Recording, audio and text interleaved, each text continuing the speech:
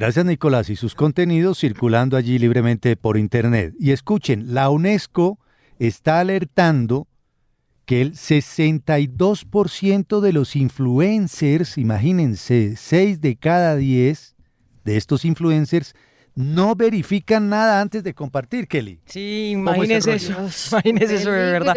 ¿Se acuerda que el otro día hablábamos de ese estudio del Pew Research que decía que la mayoría de los jóvenes, sobre todo en Estados Unidos, se informan a través de redes, es decir, a través de influenciadores? Pues eso es lo que hace en este informe la UNESCO, como hacer una alerta. El informe se llama Behind the Screens, como tras las pantallas, y se analizó, no es poco, ¿sabe? 500 creadores de contenido de 45 países y 8 regiones lingüísticas diferentes. Se hizo una encuesta entre agosto y septiembre de 2024 y los datos pues son increíbles. La mayoría tiene menos de 35 años, eso hay que decirlo. Los perfiles de estos influenciadores son perfiles que tienen entre 1.000 y 10.000 seguidores, que eso es un umbral que dice la UNESCO es considerado como nano-influencer. Es decir, pequeños influencers. Sí, hasta los 10.000. De ahí en adelante tienen un montón, obviamente, de seguidores. ¿Y qué dice el informe? Pues el 62% de estos influenciadores encuestados admitió que no verifica la exactitud de la información de manera rigurosa antes de compartirla con su audiencia, a pesar de que su importancia como principal fuente de análisis para sus seguidores crece de manera exponencial. Entonces lo que dice la UNESCO es, este 62% de influencers saben el impacto que tienen en las personas que los siguen. Entonces les importa igual, no les importa ser rigurosos, no les importa obviamente corroborar, sino que van compartiendo la información. Usan factores que no son buenos para medir la credibilidad de los mensajes. Entonces, yo soy un influencer y voy a compartir una información que tiene la influenciadora Carolina Castellanos. Entonces yo me pillo y dice, no, vea que Carolina subió un video sobre el clásico de Millo Santa Fe y ta. ¿Cuántos likes tiene? Ah, tiene más de 1.000 likes, lo comparto. ¿Ya? Sí. No importa qué información es, no importa el contenido, no importa la verificación, me importa los likes. Claro. El número de likes que tenga me sirve para yo decir que es un hecho real, que está verificado y se lo comparto a mis seguidores. Otra. Para mí entonces el certificado de idoneidad de esa información es el número de likes. Claro, Sí, claro. imagínese eso. Eso No me es importa terrible. si ahí O sea, están no metidas. importa el contenido y lo que digan, sino la cantidad de personas Que lo que siguen le a dieron uno. me gusta. Sí, señor. Otra, que el informe pone el foco en la ignorancia de las regulaciones sobre el derecho de la información y la libertad de expresión. Entonces, el 59% de estos influenciadores encuestados no tienen ni idea de leyes, por ejemplo, de libertad de expresión, de contenido, de que alguien los vaya a demandar porque ese contenido es mío y tal. No lo tienen. Dilemas éticos, no Menos. los tienen tampoco. Es decir, nada de deontología en la práctica, obviamente, del influenciador. Y la gran conclusión del estudio es que hay una gran necesidad de formación y apoyo a estos creadores de contenidos digitales, porque la mayoría no pertenece a asociaciones profesionales y carecen de orientación. Entonces no tienen ni idea de periodismo ni de información, pero igual ejercen este tipo de actividad. Le leo rápido lo que dice la directora general de la UNESCO. Los creadores de contenido digital se han convertido en una parte importante del ecosistema informativo. Llevan noticias culturales, sociales y políticas a millones de personas, pero muchos de ellos tienen dificultades para hacer frente a la desinformación y la incitación al odio en línea y reclaman más formación. La UNESCO dice que se pone la 10 con el Nice Center para periodistas y que van a capacitar a estos creadores digitales. Y usted mencionaba un estudio que aquí también estuvimos compartiendo del Pew Research Center, según el cual casi el 40% de los jóvenes de Estados Unidos entre 18 y 29 años se informan regularmente precisamente a través de estos influencers en comparación con solo el 20% de la población general. Queremos sacarle punta al asunto, porque además me gusta el enfoque no de denigrarlos a los influencers ni estigmatizarlos, sino pedir que se formen, ¿no? Capacitarlos. Se capaciten más. Nos acompaña Carlos Charri, que es doctor en sociología, antropólogo y profesor de la Escuela de Ciencias Humanas de la Universidad del Rosario. Profesor Charri, bienvenido, gracias por estar aquí en Una Mirada Diferente de Radio Red. Muchas gracias a toda la mesa de trabajo por este espacio y, bueno, un gusto conversar con ustedes. Bueno, ¿cómo analiza usted estos dos elementos? Por un lado, la UNESCO que está haciendo esta alerta sobre este 62% de los influencers que no verifican antes de compartir. el certificado de idoneidad de un contenido para compartirlo parece que son los likes. Y fuera de eso, este estudio del Pew Research que también entrega datos sobre cómo, en últimas, los influencers están regularmente compartiendo contenidos con jóvenes entre 18 y 29 años con mucha aceptación por parte de ellos, el 40%, y otras perlas que aparecen ahí, además en el estudio del Pew Research. ¿Cómo entender este fenómeno de los influencers en últimas, profesor Charri? Bueno, pues lo primero que hay que decir es que hay que diferenciar, por ejemplo, los influencers en temas políticos, los influencers en temas de estilos de vida, de salud, de productos, por ejemplo, los que son influenciadores en términos de determinadas prácticas deportivas o de determinadas cuestiones estéticas. Yo creo que sí hay una propensión, el modelo de las redes sociales, y especialmente aquellos que se dedican a monetizar esto, dependen mucho del algoritmo y de los likes, al punto de que hay influencers que se valen de bots para subir sus indicadores y hacer ese efecto bola de nieve para ser más vistos. Entonces, aquí está un poco la cuestión perversa, porque detrás de esto hay, en algunos casos, en la mayoría, intenciones de monetizar el contenido que se produce.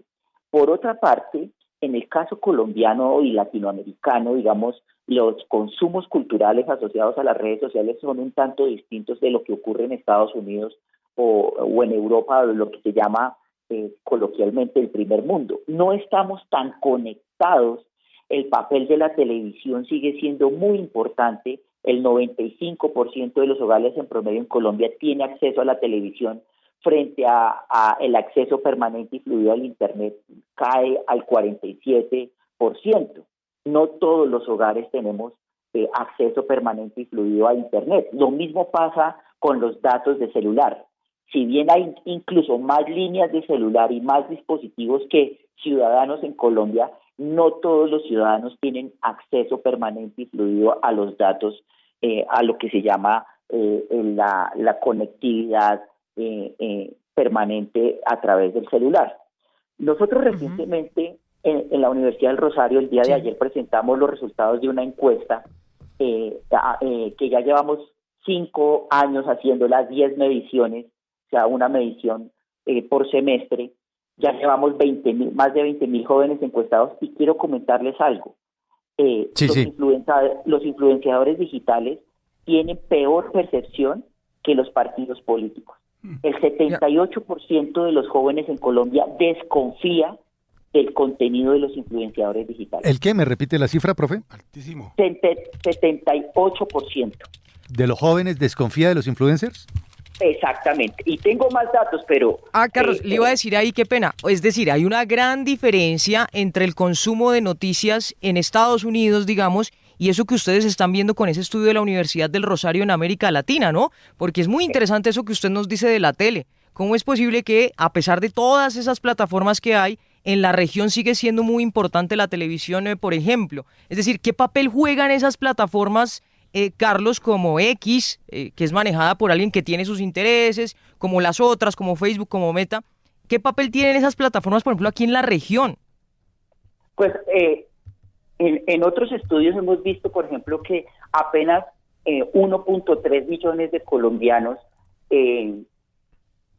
trabajan de manera recurrente con Twitter, una red social que tiene más de 10 millones de cuentas afiliadas en Colombia, pero solamente 1.3 millones de personas la usan de manera frecuente en la última semana.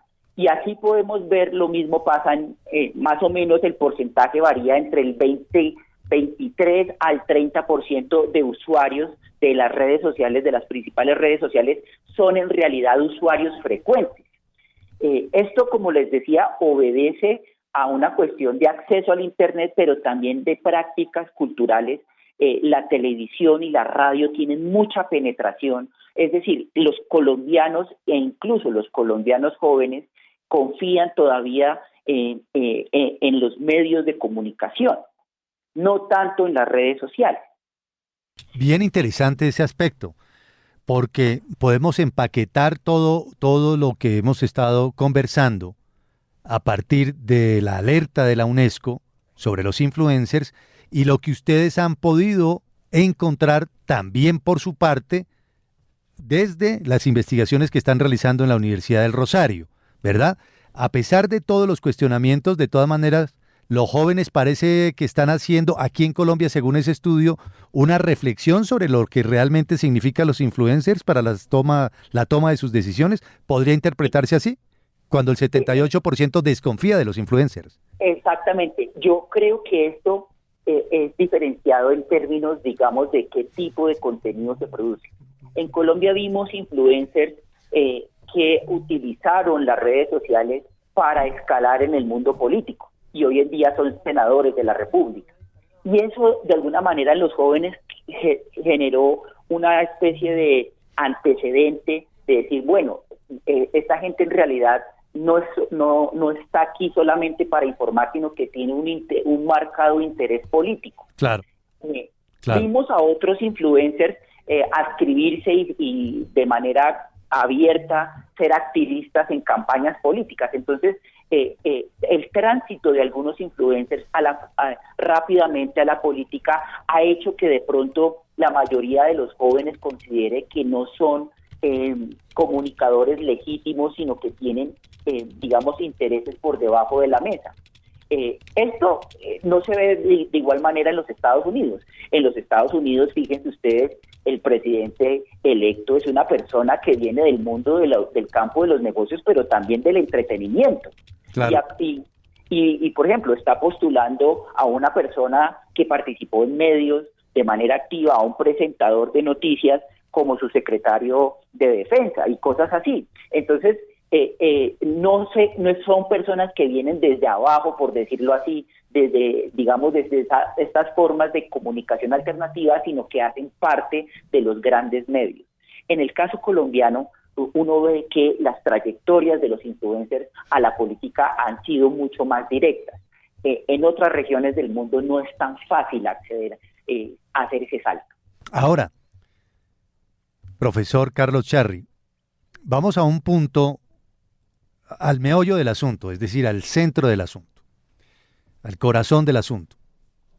Están estos datos, esta alerta tan importante de la UNESCO, insisto, 62% de los influencers no verifican nada antes de compartir. El certificado de idoneidad lo dan los likes. Y el estudio de la Universidad del Rosario dice que el 78% de los jóvenes desconfían de los influencers. Uh-huh. Para personas que nos están escuchando en este momento aquí en una mirada diferente, porque además nuestra fuerza es digital, nuestra fuerza mayoritaria en materia de sintonía es digital, ¿qué le puede decir usted, un investigador de estos temas, sobre si se puede en esos términos, cómo distinguir a un influencer idóneo de uno que es irresponsable? Porque es inevitable que muchos sigan a los influencers. Muchos seguimos influencers. Yo, por ejemplo, sigo algunos influencers de turismo, ¿verdad? Uh-huh. Exacto. Pero, ¿cómo enfrentar la situación para evitar, evitemos compartir información que no es verídica, por ejemplo? Bueno, en el propio informe que ustedes citaban del Pew Research, se indicaba que muchos de estos microinfluencers lo que hacen es replicar contenido de otros influencers sin hacerle el filtro. Yo creo que ese es el principal elemento para verificar si se informa de manera adecuada o no. Si la persona replica lo que otro influencer más grande con cientos de miles de seguidores dice, sin hacerle filtro, sin hacer un comentario o sin hacer un ejercicio de verificación, considere eso como información falsa o de dudoso origen. Lo otro, los influencers que no soportan sus afirmaciones con datos, con estudios de fuentes verificadas, de fuentes oficiales, de centros de estudio, o por ejemplo, cuando se trata de temas de salud, de instituciones como el Ministerio de Salud, el INVIMA o demás, también considere potencialmente falsa esa información. O sea, yo creo que, y por eso la necesidad del informe de formar a estos influencers y decirles, mire, es que ustedes están ejerciendo casi una función periodística, pero sin seguir las normas, las técnicas y la ética profesional de un periodista, que un periodista se ve confrontado y tiene que corroborar permanentemente su información, ¿ya? Entonces, si no hay fuentes, datos confiables que respalden las afirmaciones, es potencialmente información falsa. Ese puede ser un ejercicio básico para poder entender todo esto que está ocurriendo realmente. Profesor Charri, gracias por acompañarnos, bienvenido siempre, muy interesante conversar con usted, ¿ah? Muy amable. Muchas gracias y que tengan todos un feliz día. Lo mismo usted, Carlos Charri, que es doctor en sociología, antropólogo y profesor de la Escuela de Ciencias Humanas de la Universidad del Rosario, a propósito de este tema de los influencers. Formarlos. Y qué interesante lo que dice también el profesor Charri, porque la dinámica obviamente de consumo de información en Estados Unidos y aquí en Colombia o en América Latina es distinto. Es decir, claro, no tenemos tanto internet, pues no estamos pegados obviamente y no tenemos el mismo consumo. Rápidamente, fíjese, formarlos sí, Vlado, porque la UNESCO ya hizo un primer intento. Aquí de Colombia estuvo María Paulina Baena, ¿se acuerda? La de la bulla. Sí. Esa periodista, estuvo participando finalmente en cómo construir la confianza de la audiencia, moldear opinión pública de manera ética y crear contenido que sea real. Esa es la cosa que dice la UNESCO. Voy a decir una cosa de abogado del diablo. Una de las Señor. cosas que decía la UNESCO es que los influencers no pertenecen a ninguna asociación profesional. Sí, eso dice. Vaya a ver cuántos periodistas pertenecen a alguna. Sí, es verdad, muy pocos en términos relativos. Bueno, y ese estudio de la Universidad del Rosario, bien interesante. Bien Ahora interesante, comentaremos sí. más detalles. El 78% de los jóvenes consultados para ese estudio desconfía de los influencers. ¿Qué los ha hecho desconfiar? El tránsito de influencers a la política, por ejemplo. Y que se dejan ver inmediatamente su interés de monetizar todo lo que están poniendo allí. Son las 8 de la mañana, 6 minutos, es miércoles, la estamos pasando bien.